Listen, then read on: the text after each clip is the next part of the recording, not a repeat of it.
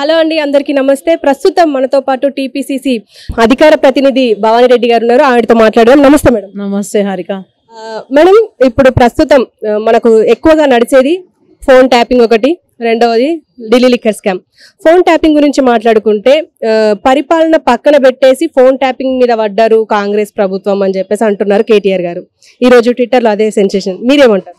అదే కదా, నిజంగా కూడా మేము పరిపాలన మీద దృష్టి సాగించినాం కాబట్టే చాలా బాగా నడుస్తూ ఉంది. ఇప్పుడు గడిచిన రోజులలో కూడా ఉద్యోగాలు ఇచ్చినాము, మహిళలకు చెప్పిన మహాలక్ష్మి పథకం కింద ఏం చెప్పినాం అవన్నీ ఇచ్చినాం. 6 గ్యారంటీలన్నీ దాదాపుగా అమలు చేస్తూ ఉన్నాం. చక్కగా ముందుకు కొత్తగా మెగా డిఎస్సి నోటిఫికేషన్ ఇవన్నీ కూడా ముందుకు పోతున్న క్రమంలో వాళ్ళు ఫోన్ ట్యాపింగ్ అనేది అట్లా వచ్చింది. అంతే తెలిసినప్పుడు ఎవరైనా ఒకటే, ఇప్పుడు పర్సనల్ మ్యాటర్స్ని ఇద్దరు మాట్లాడుకునే ముచ్చటను మూడో వ్యక్తి ఇన్నాడు అన్నప్పుడు అది how danger it is. So దాని మీద డెఫినెట్గా చట్టం తన పని తను చేసుకుంటుంది. గవర్నమెంట్కి ఏం సంబంధము? దానికి సంబంధించిన శాఖలు ఉన్నాయి, చట్టపరమైన చర్యలు తీసుకుంటాము. దానికి ఆయన ట్విట్టర్ వేదికగా ఆయన పని అదే కదా. ట్విట్టర్ ఫస్ట్లో అయితే మొత్తం ట్విట్టర్లోనే ఉంటుండే, ఇంక ఇప్పుడు ఖాళీగా ఉన్నాడు కదా, ఏం పని? ట్విట్టర్లో ఇంకా కంటిన్యూ అవుతున్నట్టున్నాడు. ట్విట్టర్లో ఉంటే కాదు, ప్రజలలో ఉండాలి. ప్రజలలో ఉంటే రేపేమన్నా 1, 2 పార్లమెంట్ గెలుస్తావు, లేకపోతే 0.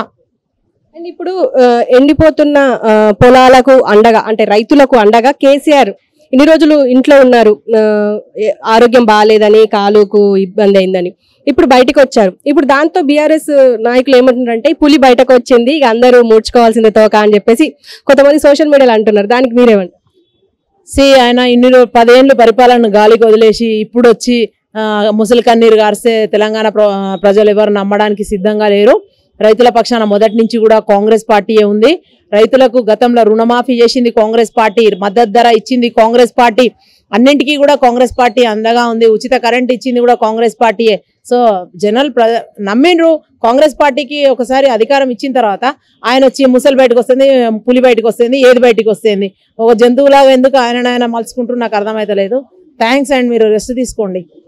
అంటే ఇప్పుడు రైతులకు అండగా నేను 30-31 తారీఖు నిరాహార దీక్ష చేస్తా అని చెప్పేసి కొప్పుల ఈశ్వర్ ప్రకటించారు.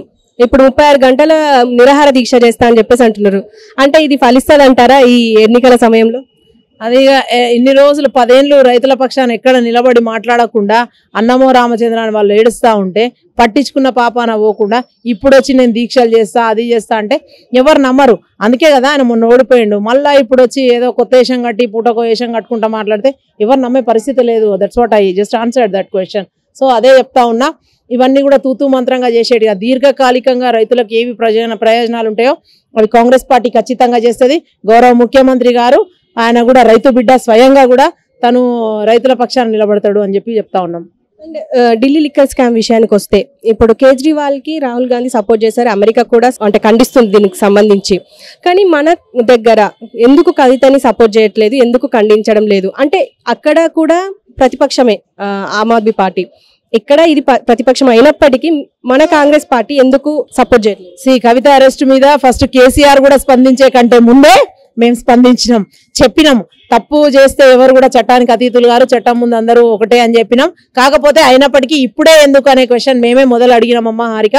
మేము డెఫినెట్గా తప్పు చేసిండ్రు, తప్పించుకుపోలేరనే చెప్తున్నాం ఎవరి విషయంలో. కానీ ఇదొక డ్రామా లాగా, ఎలక్షన్లో జిమ్మిక్ లాగా ట్రిక్ ప్లే చేసి ఏవో సీట్లు గెలుస్తామో అనే ఉద్దేశంతో వాళ్ళు ముందుకు వెళ్తున్న దిశలో ఎన్ని రోజులు వాళ్ళు అట్లనే ఉంచుతారు అనేది కూడా మనకు తేలలేదు. ఇప్పుడు అరెస్ట్ అయితే చేసిండ్రు, జైలుకి అయితే పంపిండ్రు, ఎలక్షన్ తర్వాత మళ్ళీ ఏం చేస్తారు అవన్నీ కూడా questions. We have lot of questions.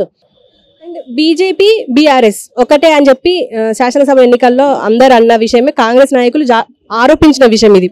అయితే ఇప్పుడు కవిత అరెస్టుతోని ఇప్పుడు అలా ఫ్రెండ్షిప్ కట్ అయిందా అంటారా?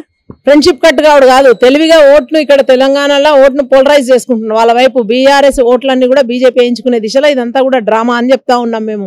సో వాళ్ళు ఏది చేసినా కూడా జనాలు ఎవరు నమ్మరు. ఎందుకంటే గతంలో వాళ్ళు తెచ్చిన అన్ని చట్టాలకు వీళ్ళు ఎస్ అన్నారు.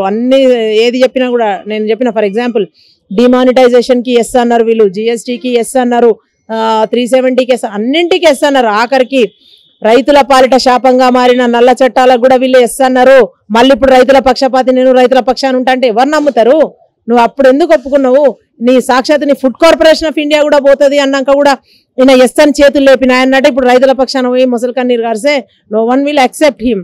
సో అదే చెప్తా ఉన్నాం మొదటి నుంచి కూడా, హస్తం మన నేస్తం. అందరూ కూడా కాంగ్రెస్ పార్టీ తరఫున ఉండండి.